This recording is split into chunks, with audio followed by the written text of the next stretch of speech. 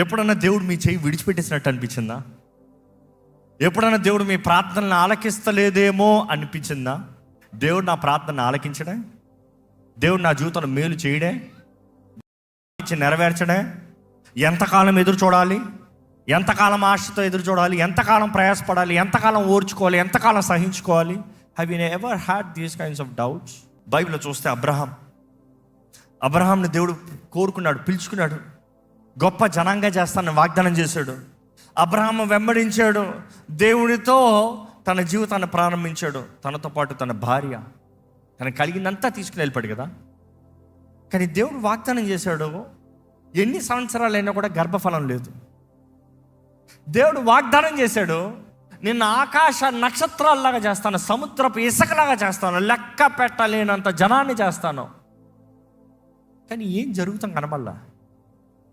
In fact ఆయన భార్య మీదే 2 రాజులు కనిపెట్టారు. ఆయన భార్యనే దోచుకోదామని చూశారు. He was ready to let go his wife. అయ్యో నాకు వద్దు, నేను బ్రతుకుతే చాలు, ఈమె చచ్చిపోయిన పర్వాలా, లేకపోతే నువ్వు తీసుకున్న పర్వాలా. కానీ జ్ఞాపకం చేసుకోండి, 99 సంవత్సరాలకి దేవుడు వచ్చి next year by this time మిమ్మల్ని అడుగుతున్నా, క్యాన్ యూ వెయిట్? దేవుడు నీ జీవితంలో ఆయన చిత్తంలో ఆయన సమయంలో కార్యం జరిగిస్తానికి నువ్వు వేచి ఉండగలవా? కానీ కొన్నిసార్లు దేవుని చిత్తానికి కంగారు పడి మనం దాటుకుని వెళ్ళిపోతాం. అబ్రహాముకి ఎంతమంది భార్యలు? సారా.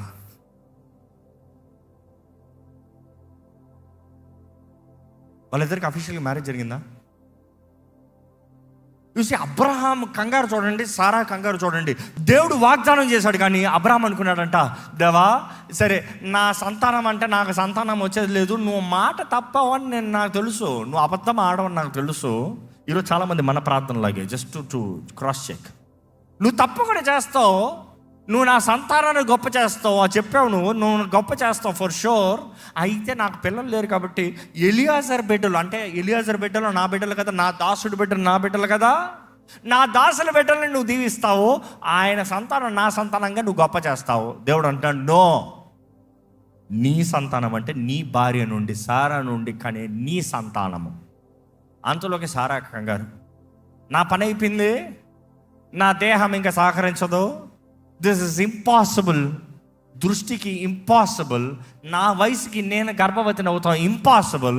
కాబట్టి ఇదిగో హాగర్ని తీసుకో, నా దాసరాలను తీసుకో, నా దాసరాల ద్వారా నువ్వు బిడ్డని కంటే ఆ బిడ్డ నా బిడ్డ లెక్క తెస్తా. అబ్రహాం అనుకున్నాడు ఎలియాజర్ బిడ్డ ఆయన బిడ్డ అని, సారా అనుకుంది తన దాసరాలు బిడ్డ తన బిడ్డ అనుకుంది. కానీ దేవుడు అంటున్నాడు, కాదు, మీ ఇద్దరి శరీరం దూరంగా నేను తీసుకొస్తాను బిడ్డని, సారా గర్భం నుండి తీసుకొస్తాను నేను బిడ్డని, నేను మాట ఇస్తాను, నేను నెరవేరుస్తున్నా. మీ జీవితంలో అడుగుతున్నానండి, దేవుడు మీ జీవితంలో అసాధ్యమైనది వాగ్దానం చేసినప్పుడు నమ్మగలుగుతారా? ఎంతకాలం నమ్మగలుగుతారు? ఒక రోజు అయితే వెయిట్ చేయొచ్చు, ఒక సంవత్సరం అయితే మహా వెయిట్ చేయొచ్చు, ఒక 3 సంవత్సరాలు అంటే గ్రేట్. కానీ ఎంతకాలం?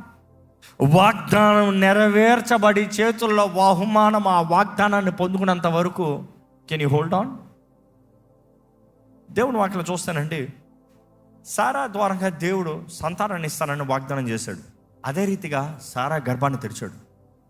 సారా గర్భాన్ని తెరిచి తన ద్వారంగా సంతానాన్ని తీసుకొచ్చాడు.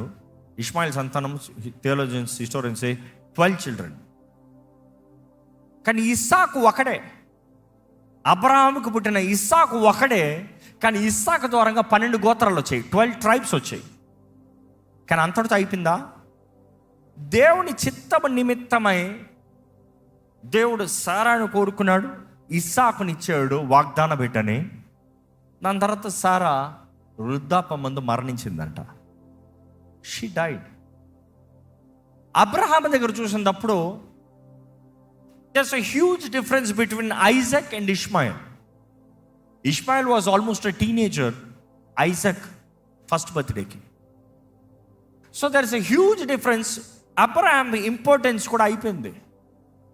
అబ్రహాం కూడా అంటాడు దేవుడితో, నేను ఇంకా కనలేను, నాకు ఇంకా సీడ్ లేదు, I'm not I'm not potent to give the seed, నా దగ్గర లేదు.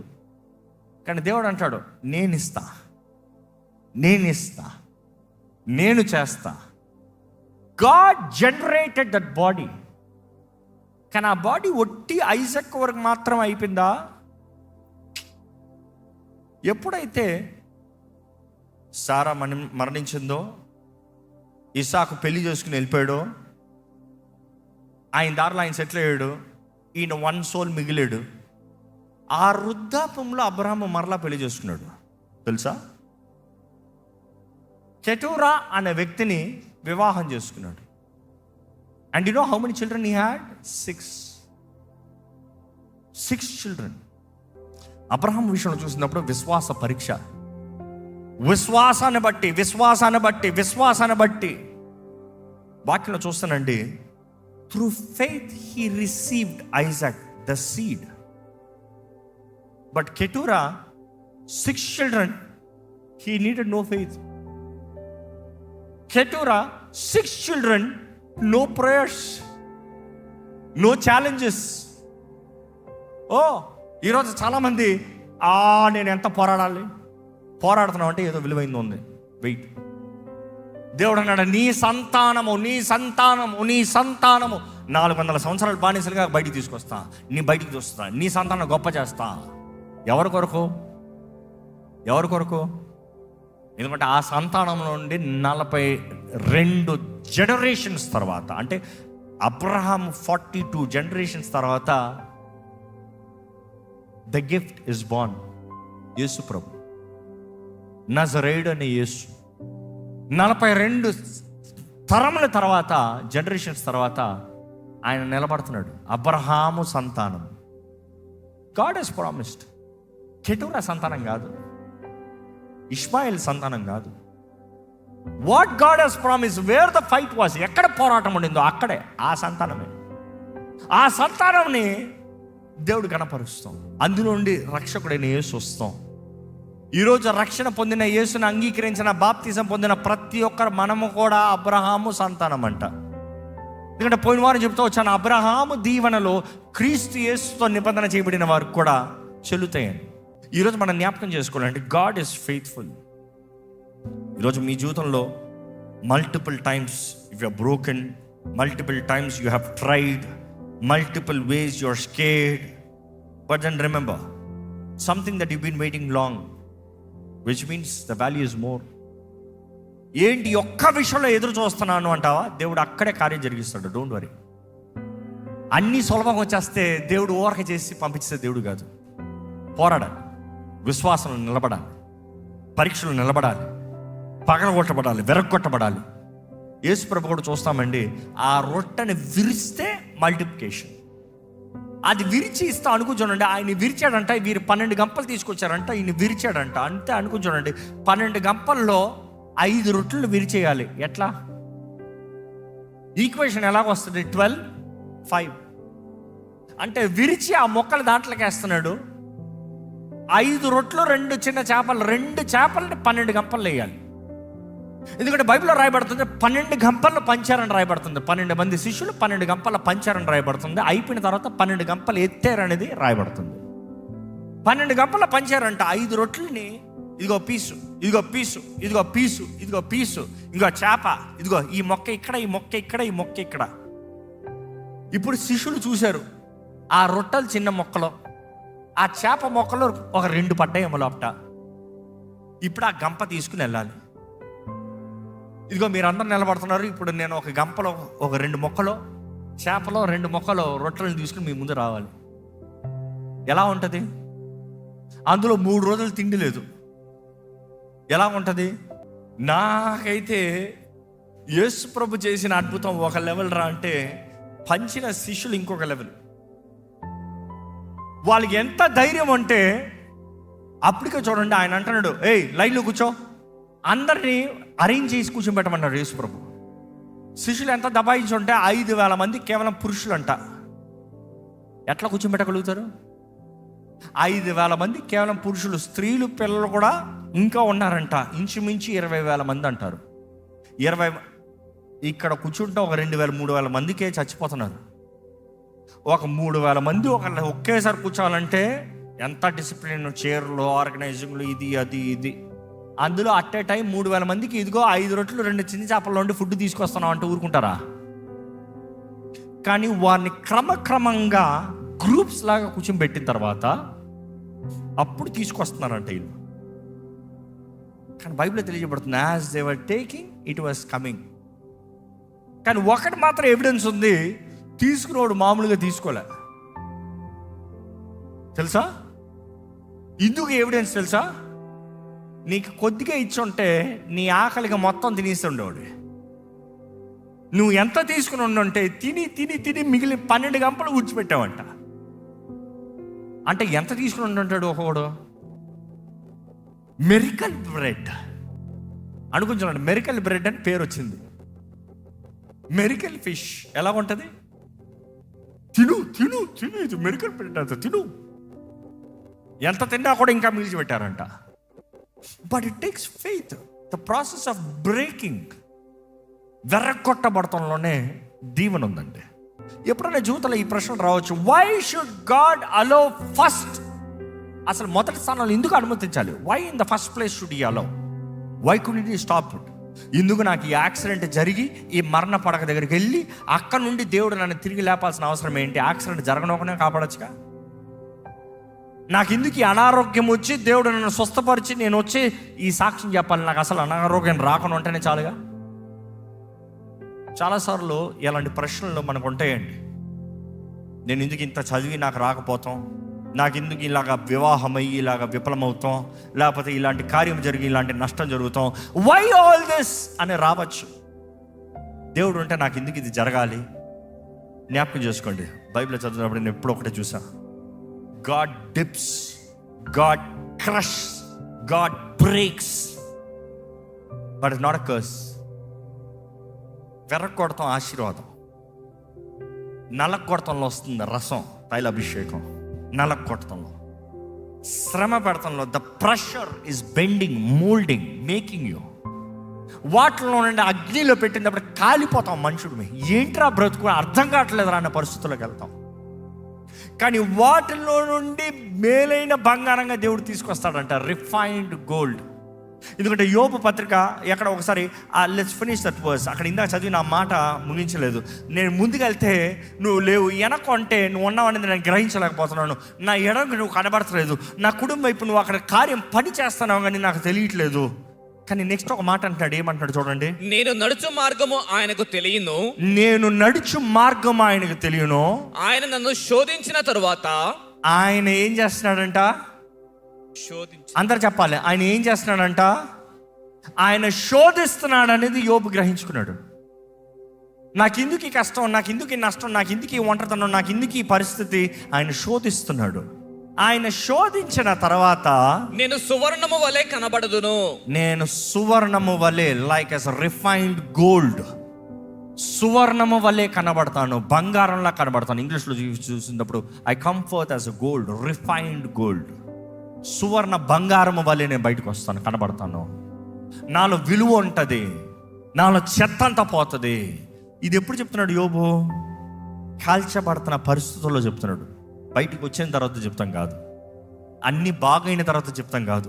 ఆయన ఉన్న వేదనలో, ఆయన ఉన్న బాధలో, ఆయన ఉన్న శ్రమల్లో, ఆయన ఉన్న ఒంటరితనంలో అనుకుంటున్నాడు. ఆయన భార్య 2వ అధ్యాయంలో చూస్తాము, ఆయన భార్య వచ్చి, ఇందుకు ఈ దిక్కుమాలిన బ్రతుకు, నువ్వు దేవుడిని దూషించి అవరదా, లోకంలో ధనవంతుడుగా బ్రతుకో, కానీ ఇలాంటి పరిస్థితులను దరిద్రుడిలో కన్నా నీచ బ్రతుకులు ఉన్నావు, కురుపులతో ఆ బూడిదలో గోక్కుంటా కూర్చొని ఉన్నావు, ఇంకా చావరాదా దేవుడిని దూషించి? చచ్చిపోతాం బెటర్ కదా ఇలా బ్రతుకుతాను కన్నా. అపవాది ఇలాంటి మాటలు పెడుతున్నాడు మీ మైండ్లో. చచ్చిపోతాం బెటర్ కదా, ఇంకా బ్రతికి ఏం చేస్తాం? చచ్చిపోతాం బెటర్ కదా, ఇంకా చేసేది ఏముంది? ఇంకంతా పోయింది కదా, ఇంకా చచ్చిపోతాం మేలు కదా, ఇంకేమంటారా? అక్కడే విశ్వాస పరీక్షలో విశ్వాస వీరుడిచ్చే జవాబు ఏమంటున్నాడు? మూర్ఖురాలు మాట్లాడినట్టు మాట్లాడదు. దేవుడు మేలు అనుమతిస్తే మాత్రమే పొందుకుంటావా? కీడు కాదా? ఎంతమంది ఇక్కడ ఉన్నారో చెప్పగలుగుతారు, మేలైనా కీడైనా నిన్నే వెంబడిస్తాను ప్రభువా, మేలైనా కీడైనా నష్టమైన కరువైన ఆశీర్వాదమైన దీవెనైనా ఏది ఏమైనా కూడా నిన్ను విడిచిపెట్టను ప్రభువా. శద్రక్ మేషక్ అబ్దెనగోలు చూడండి, మా దేవుడు సమర్థుడు మమ్మల్ని రక్షిస్తానికి. ఆయన సమర్థుడని మేము ఎరిగొన్నాము, కానీ ఆయన రక్షించిపోయకుండా పర్వాలే, ఇట్ ఈస్ ఫైన్. మేము ఇలాగే చావాలంటే ఫైన్. ఈరోజు చెప్పగలుగుతారా? పర్వాలే, this is how God wants to take me, I'm fine. This is what God wants to take my beloved, I'm fine. Can you say that? That is faith. యోబు అందుకని ఆ స్థితిలో చూసినప్పుడు, ఆ శ్రమల పరిస్థితులు, ఆ పరీక్షలు చూసినప్పుడు ఆయన అంటాడు, నా విమోచకుడు సజీవుడు, నేను నా కన్నులారా ఆయనను చూస్తాను. It's not an easy thing. ఈరోజు మన డైలాగ్స్లో చెప్పేస్తాం, కరెక్ట్ నీ పోరాటంలో చెప్పు. చచ్చిపో అన్న మాట వినబడుతుంది అప్పుడు చెప్పు. ఇంకా గివ్ అప్ అన్న మాట వినబడుతుంది అప్పుడు చెప్పు. ఎక్కడికైనా పారిపో అన్న మాట వస్తుంది అప్పుడు చెప్పు. ఇంకా తిట్టే, బూతులు తిట్టే, కొట్టే, వారు అట్లా అంటే నువ్వు ఎందుకు ఇట్లా ఉండాలి, నువ్వెంత గొప్పడు చూపించేయి, ఆ టైంలో చెప్పు. నా దేవుడు నాకు న్యాయం చేస్తాడు, నా దేవుడు నా జీవితంలో మేలు చేస్తాడు. So coming back to the last point that I'm talking about, ఎందుకు దేవుడికి మొదటగా ఈ జరుగుతాయి అని తెలిసి కూడా ఎందుకు అనుమతిస్తాడు? Why could it not allow them అనేటప్పుడు చూస్తే, that is where you have to understand. నా జీవితంలో అనేక సార్లు ఈ ప్రశ్న ఉండేది, థియాలజికల్గా ఉండేది ఒకటి, ప్రాక్టికల్గా ఉండేది ఇంకోటి. కానీ ఒకటి మాత్రం నేను గ్రహించాను, ఏంటంటే దేవుడు ఒక వ్యక్తి జీవితంలో ఏ స్థాయికైనా హెచ్చిస్తాడేమో, కానీ కొన్నిసార్లు పరీక్షల్లో మొత్తానికి కిందకి దింపుతాడు, మొత్తానికి కట్ చేస్తాడు. ఇందా చెప్పిన ఉదాహరణ, నా ఉద్యోగాలు చేసుకునేటప్పుడు కావాల్సిన ఉండింది, దాని తర్వాత ఒకేసారి cut. But today I'm not cut, today I'm not cut, today I'm blessed beyond. But then I live with gratitude. Gratitude. నువ్వు జీవితంలో ఎప్పుడు పోగొట్టుకోవట్లేదు అనుకో, కృతజ్ఞత ఉండదు. ఉన్నదంతా తీసి పడేసిన తర్వాత ఇవి చాలా కృతజ్ఞత ఉంటుంది. ఎప్పుడు డబ్బులు లేని పరిస్థితులు లేవంటే కృతజ్ఞత ఉండదు.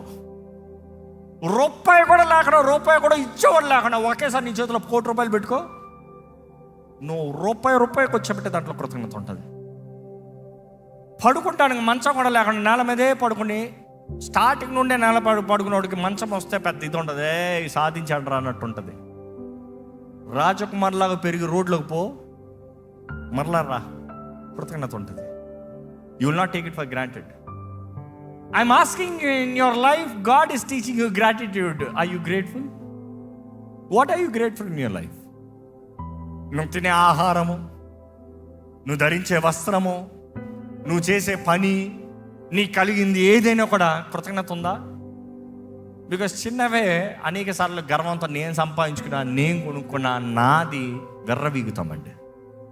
కానీ వాక్యాలను గమనిస్తే మనం చూడగలుగుతాం, గాడ్ టెస్ట్ టెస్ట్ టెస్ట్, ఆ టెస్ట్లో నిలబడాలి. యోబు చెప్పిన మాట, యెహోవా ఇచ్చెను తీసుకోనని చెప్తా ఈజీ, ఇచ్చానని గ్రహిస్తాం కష్టం. ఇది కూడా చాలామంది, నాది దేవుడు తీసుకున్నాడు, నీదేంటి? నాది దేవుడు తీసుకున్నాడు, నాకు అన్యాయం చేశాడు, నీదా? ఇన్ ఫస్ట్ ప్లేస్ నీదా? అది it is not yours. He gave you a companion, a child, a blessing, anything it could be.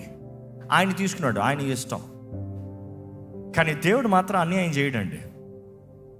ఈ మాట నమ్మాలి. God will never ditch anybody. మనం అంటాం కదా, నన్ను డిచ్ చేశాడు, నన్ను డిచ్ చేశాడు, నన్ను డిచ్ చేసింది. అన్యాయం చేయడు దేవుడు.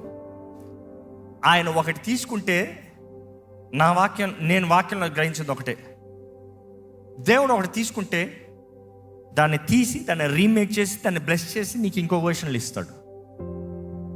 He will always multiply it and give it you.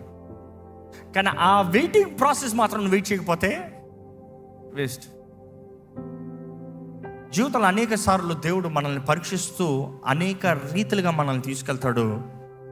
కానీ తిరిగి చూసినప్పుడు మనం చెప్పగలుగుతాం ఒక మాట, ఏంటంటే శ్రమ నొందుటం నాకు తెలుసా మాట, it was good that I was afflicted. శ్రమ పొందటం నాకు మేలైంది. ఈరోజు మీరు శ్రమల్లో ఉన్నారంటే దేవుడు మిమ్మల్ని దీవిస్తున్నాడు అని నమ్మండి. God is working on you. కానీ నీవు దేవుని ముందు యథార్థంగా ఉన్నావో చూసుకోండి. నీవు దేవుని వాక్యం తగినట్టుగా బ్రతుకుతున్నారో పరీక్షించుకోండి. దేవునికి నీకు ఏక మనసు కలిగి ఉందా? I you in peace with God? Are you in oneness with God? Can you really say thank you? దేవా, నా జీవితంలో నువ్వు ఇచ్చిన ప్రతి దానికి వందనాలు, నా జీవితంలో నువ్వు చేసిన ప్రతి కార్యానికి వందనాలు. Is there anybody grateful here? జీవితంలో నిజంగా కృతజ్ఞత ఉందంటే ఎక్కడ నిలబడండి, మీ కాళ్ళ మీద నిలబడండి. కృతజ్ఞత ఉన్నవారు మాత్రమే దయచేసి I have gratitude, I'm grateful to God. I don't care ఇతరులకి it makes sense or not, కానీ నా జీవితంలో దేవుడు చేసిన కార్యాలను బట్టి నేను కృతజ్ఞతాస్తుతులు. కుష్ఠరోగంట తిరిగి వచ్చి బిగ్గరగా కేకలు వేస్తూ, బిగ్గరగా దేవుని స్తుతిస్తూ, ఆయన మహిమపరుస్తూ, ఆయన ముందు సాగిలపడి ఆయన ఆరాధించాడంట. ఈరోజు నీ జీవితంలో ఏదో పోరాటం ఉందేమో, ఏదో కలవరం ఉందేమో, ఏదో అవసరత ఉందేమో, ఏదో నష్టం జరిగిందేమో. యోబు తన కలిగినంతా పోగొట్టుకున్న తర్వాత కూడా దేవుని ముందు వెళ్ళి సాగిలపడి దేవుని ఆరాధిస్తున్నాడు. యెహోవా ఇచ్చాను, యెహోవా తీసుకున్నాను, దేవుని మహిమపరుస్తున్నాడు. ఈరోజు మీ జీవితంలో పోరాటంలో ఉన్నప్పుడు కూడా దేవుని స్తుతించండి. Just tell him thank you lord. నా జీవితంలో నువ్వు చేయగలిగిన ప్రతి కార్యాన్ని బట్టి వందనాలు, చేస్తున్న ప్రతి కార్యాన్ని బట్టి వందనాలు, నువ్వు ఇస్తున్న ప్రతి జయాన్ని బట్టి వందనాలు. దేవుడు తన చిత్తాన్ని జరిగించే దేవుడు అండి, తన వాగ్దానాలను నెరవేర్చే దేవుడు అండి. ఈరోజు ఎంతోమందికి సులభంగా దేవుడు ఇచ్చిన దీవెనలు వారు గ్రహించలేకపోవచ్చు. అందుకనేమో ఒక వ్యక్తి ఏమి లేని స్థితిలో నుండి పైకి పడినప్పుడు కృతజ్ఞతతో దేవుని స్తుతిస్తూ ఉంటే దేవుడు ఇంకా ఇచ్చేస్తున్నాడు. Gratitude is the key. దేవుడు చేసిన కార్యాలకి కృతజ్ఞత కలిగి ఉన్నారా? ఇంతవరకు ఇచ్చిన జయాన్ని బట్టి కృతజ్ఞత ఉన్నారా? ఇప్పుడు ఏదో నష్టం కనబడుతుందేమో, కానీ ఇంతవరకు కార్యం జరిగించలేదా? తిరిగి చూడండి ఒకసారి, మీ జీవితంలో తిరిగి చూడండి. మీ జీవితంలో దేవుడు చేసిన కార్యాలను తిరిగి చూడండి. మీ జీవితంలో దేవుడు అనుగ్రహించిన కృపను బట్టి ఆయన ఒక్కసారి ఆయన స్తుతులు చెల్లించండి. దేవుని హస్తం మీ తోడుందా? మీ బాధ నొప్పిలో కొన్నిసార్లు దేవుడు కనబడకపోవచ్చు. యోబు చెప్పిన రీతిగా నేను ముందుకెళ్తాను, నువ్వు అక్కడ ఉన్నావు కానీ నాకు కనబడతలేదు. నేను వెనక్కి వస్తాను, నేను అక్కడ నువ్వు ఉన్నావు కానీ నాకు కనబడతలేదు. నా ఎడం పక్కన నువ్వు ఏదో పని చేస్తా ఉన్నావు, నాకు కనబడతలేదు, నేను గ్రహించలేకపోతున్నాను. నా కుడి పక్కన నువ్వు ఉన్నావయ్యా కానీ నిన్ను చూడలేకపోతున్నానయ్యా. అయినా యోబు నమ్మాడు, ఇదిగో నాకు ఈ పరిస్థితుల్లో కూడా నేను దేవుని నమ్ముతున్నాను, నా మార్గంలో దేవుడు ఎరిగి ఉన్నాడు. ఈవెన్ దో హీ టెస్ట్ మీ, నేను బయటకు వచ్చేటప్పుడు మేలైన బంగారం వస్తా, ఘనమైన వ్యక్తికి వస్తా, విలువ కలిగిన వ్యక్తిగా వస్తా, నా జీవితం ఒక ఆశీర్వాదకరంగా వస్తా. దేవుని చెప్పండి, దేవా నా జీవితంలో నువ్వు చేసిన ప్రతి కార్యాన్ని బట్టి వందనాలయ్యా. నా జీవితంలో నీ తోడుని బట్టి వందనాలయ్యా. నీ దీవెని బట్టి వందనాలయ్యా. నువ్వు ఇస్తున్న సహాయాన్ని బట్టి వందనాలయ్యా. యేసయ్యా వందనాలు, యేసయ్యా. స్వరం ఎత్తి చెప్పండి, యేసయ్యా వందనాలు, వందనాలు, వందనాలు, వందనాలు, వందనాలు, వందనాలు, వందనాలు. దేవా నీకు వందనాలు, నీకు వందనాలయ్యా. నువ్వు చేసిన ప్రతి కార్యాన్ని బట్టి వందనాలయ్యా. Thank you. ఇంతవరకు చేసిన ప్రతి మేలుని బట్టి వందనాలు. ఇంతవరకు నేను సజీవులకు ఉంచే వందనాలు. నా స్వార్థం కాదు, నేను అనుకుంది కాదు, నేను ఆశపడింది కాదు తండ్రి, నీ చిత్తమే జరగాలి ప్రభా. ఇదిగో నా దగ్గర మిగిలింది నీ చేతులకు అప్పచెప్తున్నాను, నా దగ్గర ఉన్నది నీ చేతులకు అప్పచెప్తున్నాను, నా జీవితాన్ని నీ చేతులకు అప్పచెప్తున్నాను. మలచయ్యా, మేలుగా మార్చు ప్రభా, నీ చిత్తం జరిగించు ప్రభా, నీ ఘనమైన తలంపులు నెరవేర్చయ్యా, నీ వాగ్దానాలు నెరవేర్చు ప్రభా. దేవా నీ బిడ్డలను అపవాది బంధించి పెట్టి ఉంచడానికి వీల్లేదు ప్రభా. మాకు కావాల్సిన ప్రార్థన శక్తిని దయచేయి దేవా. మమ్మల్ని ఆరాధికులుగా చేయి ప్రభా, యథార్థ పరులుగా నిన్ను సేవించేవారుగా చేయి ప్రభా. మా సిలువ ఎత్తుకుని నిన్ను వెంబడించే జీవితం దయచే ప్రభా. ఏ పరిస్థితి అయినా నిన్ను విడవకనా నిన్ను సేవించి నిన్ను వెంబడించే జీవితం మాకు దయచేయ్యా. నీ బిడ్డ జీవితంలో చూడు, ఇక్కడ ఎవరిని అప్రెషన్ స్పిరిట్ అనేది ఏళ్తానికి వీల్లేదయ్యా. బంధించబడిన వారికి విడుదలనిస్తాను యేసు ప్రభా, నీ లోకంలోకి వచ్చావయ్యా. నీ నామములో మాకు జయంనిచ్చావు, నీ రక్తంలో మాకు జయాన్నిచ్చావు. ఇక్కడ ఏ ఒక్కరిని మనసులో కానీ శరీరంలో కానీ అపవాది బంధించి పెడతానికి వీల్లేదని ప్రకటిస్తున్నాము. ఇక్కడ ప్రతి ఒక్కరికి కావాల్సిన విడుదల, జయము, నెమ్మది యేసు నామములో అనుగ్రహించబడును గాక ప్రకటిస్తున్నాను. దేవా ఏ శాపము మమ్మల్ని వెంటాడతానికి వీల్లేదయ్యా. ప్రతిదీ నీ సన్నిధిలో ఒప్పుకుంటున్నామయ్యా. మా దోషంలో ఒప్పుకుంటున్నాం, మా పితరుల దోషంలో ఒప్పుకుంటున్నాం. క్రీస్తు రక్తంలో కడగబడిన మేము నూతన సొత్తుగా, నూతన సృష్టిగా ప్రకటిస్తున్నామయ్యా. నీ సొత్తుమయ్యా దేవా. గతానికి మా మీద అధికారం లేదని ప్రకటిస్తున్నాం దేవా. ఇక్కడ కుటుంబాలు కట్టబడాలయ్యా. కుటుంబాలు విడిపిన పరిస్థితులు ఇక్కడ నీ ఆలయంలోకి వచ్చిన వారైతే చూడు ప్రభువా, నీ ప్రేమతో నింపు ప్రభువా, నీ ఆత్మ కార్యములు జరిగించే ప్రభువా. దేవా, నువ్వు విరగొట్టే సమయంలో ఓర్చుకునే జీవితము, మౌనంగా నిన్ను సేవించే జీవితము దయచే ప్రభువా. సనుగుడు మాలో ఉండనవద్దు, గొనుగుడు మాలో ఉండనవద్దు, సంశయం మాలో ఉండనవద్దు. Lord, we will never question your sovereignty, Lord. We might be important, but you are omnipotent, Lord. నువ్వు విత్తనము ఇవ్వగలిగిన దేవుడివి, నువ్వు కార్యము జరిగించగలిగిన దేవుడివి.